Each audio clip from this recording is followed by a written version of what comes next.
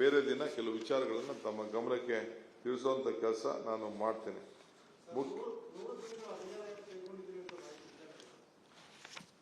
ಈಗ ಡೈಜೆಸ್ಟ್ ಮಾಡ್ಕೊಳ್ಳಿ, ಆಮೇಲೆ ಮಾತಾಡೋದು ಮಿಕ್ಕಿದ್ದು. 100 ದಿನನೋ 200 ದಿನನೋ 500 ದಿನನೋ 700 ದಿನನೋ ಮಾತಾಡ್ತಿರೋದಲ್ಲ.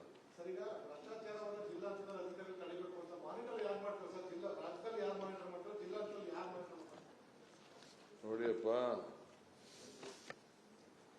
ಫ್ರಮ್ ದಿ ರೂಟ್ ಬೇರ್ ಫಸ್ಟ್ ಫೌಂಡೇಶನ್ ಕರೆಕ್ಟಾಗಿ ಇರಬೇಕಲ್ಲ. ಹಳ್ಳಿಯಿಂದ ವಿಧಾನಸೌಧವರೆಗೂ ಕೂಡ ಅದೇ ಪದ್ಧತಿಯಲ್ಲಿ ನಾವು ಕೆಲಸ ಮಾಡ್ತೀವಿ.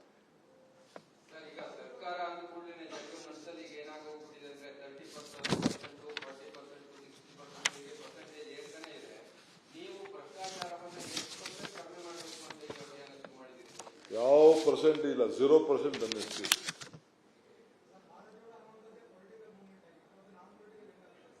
ಯಾರು ಹೇಳಿದ್ದು ಪೊಲಿಟಿಕಲ್ ಮೂವ್ಮೆಂಟ್ ಅಂತ?